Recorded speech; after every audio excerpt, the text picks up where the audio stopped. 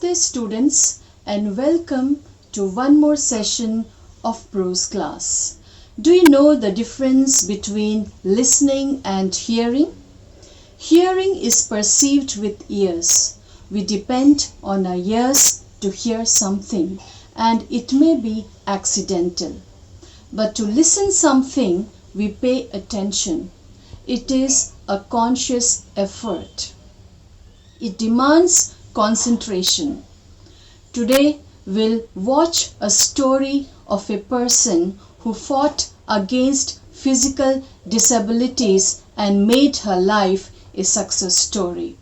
The name of the lesson is Sound of Music Part 1. Evelyn Glennie listens to music without hearing it. Sound of Music Part 1. Evelyn Glennie listens to sound without hearing it. Today's true story was an article written by Deborah Colley. Deborah Mason Colley is a freelance writer and broadcaster. She grew up in Toronto, graduated from the University of Western Ontario. She has interviewed great personalities and written their success stories for the British international editions of Reader's Digest. This story was first published in Reader's Digest June 1992 edition with the title Evelyn Glennie's Solo Secret. She is Evelyn Glennie. She is a Scottish multi-percussionist performing internationally with a wide variety of orchestra and contemporary musicians. A percussionist is a person who plays percussion instruments like drum, the tabla, tambourine, etc. Born in Aberdeen on 19th July 1965 as Evelyn Elizabeth Ann Glennie. She had two brothers, Roger and Colin. She had a modest and traditional upbringing. Evelyn grew up in rural surroundings on the family farm in Scotland. She was 8 years old when it was noticed that she had hearing problems. She managed to conceal it from her friends and teachers in the school. She was dependent on hearing aid for a short period, but at 11 she lost her hearing capacity totally, which happened as a result of gradual nerve damage. Evelyn joined Ellen Academy in August 1977. There she met Ron Forbes, a famous percussionist who helped her and told her not to hear music through her ears but through other way. He began tuning two large drums to different notes. Suddenly, Evelyn realized that she could feel the higher drum from the waist up and the lower one from the waist down. Forbes repeated the exercise, and soon Evelyn discovered that she could sense certain notes in different parts of her body. She never looked back from that point onwards. She toured the United Kingdom and joined the Royal Academy of Music and met another highly influential teacher. She met the revered percussionist James Blade. At the end of the 3-year course, she had captured most of the top awards. By her mid-20s, Evelyn's career had covered such ground and her story captured so many imagination that she was encouraged to write an autobiography with the title Good Vibrations. By the early 90s, Evelyn had established her position as a global superstar. All through her career, Evelyn gave free concerts in hospitals, prisons, and also to aspiring young musicians. She is now the most sought after multi-percussionist with a mastery of some 1,000 instruments and hectic international schedule, and gives enormous pleasure to her audience.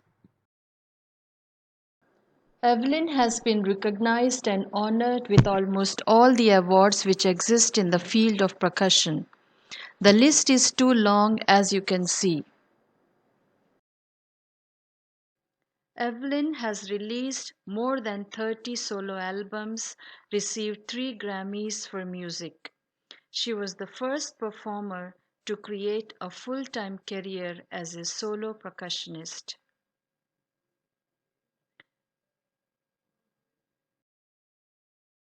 She has performed over 2,500 concerts in 50 countries. She is also honored with the Royal Philharmonic Society's prestigious Soloist of the Year Award 1991. And after achieving so much, Evelyn won't accept any hint of heroic achievement and is always humble in her speeches.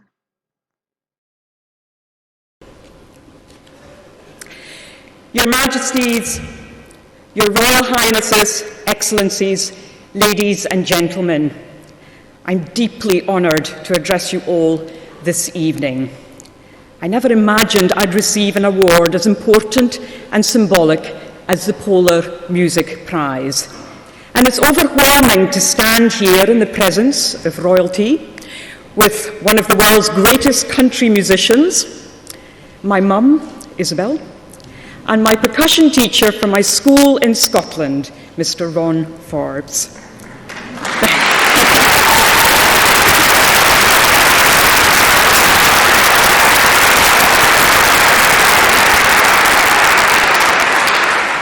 Whom I haven't seen for at least 25 years. But that's exactly what the Polar Music Prize is and what it sets out to achieve. Here's an institution that brings together people of all kinds, whatever their culture, age, or beliefs, in a celebration of music's power and diversity. Proof, if any were needed, that music is for all of us. And I want to thank tonight's superb organisers and the Swedish people for your hospitality. I also want to thank the selection committee for awarding me this prize, and of course all those who have helped me reach this stage. And I must confess that I am rather a stubborn person, and from an early age I had an ambition, a very personal goal, and I refused to let the circumstances of my life get in the way. Achieving what you set out to do is always a rewarding feeling, but discovering that other people see you as a role model is profoundly touching. Now I have the ability to help and inspire others, which has opened my eyes to a world of possibilities. I'm not talking about deafness or even about percussion. These just happen to be part of my story. I'm talking about encouraging people to realise their potential and to help them on their journey in the same way I was helped on mine. The idea of life as a journey is important to me. We're all learning all the time. The discoveries and curiosities along the paths of our lives are infinitely more valuable than where we end up. If I've learned anything, it's that nobody's journey happens in isolation. It took a lot of hard work and a lot of help to where I am today. And in my mind, tonight's award recognises all the people who contributed to my story: friends, family, teachers, colleagues, audiences, and helping hands. I've reached a point where I can lend my hand to others, and I'm setting out on the next stage of my journey with the same stubbornness I displayed in my youth. My mission is to bring together all our experience to help teach the world to listen.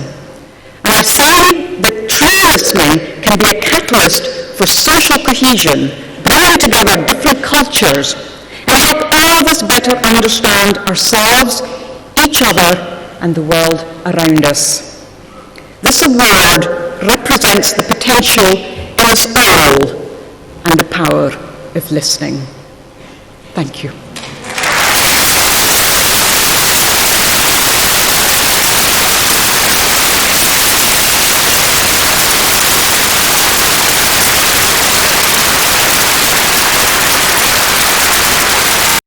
So students, can you imagine yourselves in Evelyn's place? Anyone in her place would have given up and would have led a life of dismay. But Evelyn followed her passion, worked hard, and dedicated her life to learn music. Though she has difficulty in hearing, her speech is flawless because when she listens to someone, she watches the facial expressions, the movements of the lips to comprehend the thoughts of the speaker. And this is how she communicates so well. So students, after having heard so much about Evelyn, are you not interested? Are you not curious to see her talk and perform? So here is Evelyn Glennie.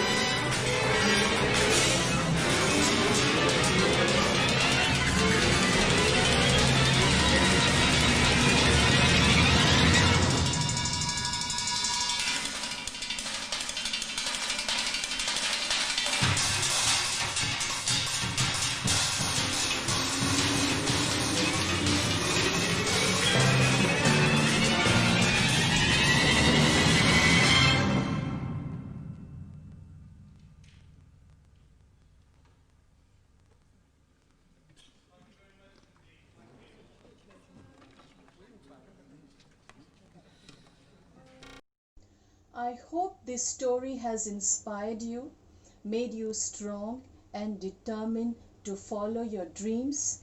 If Evelyn could reach her goal, even you can if you believe in yourself. Thank you for joining. Never ever give up on yourself.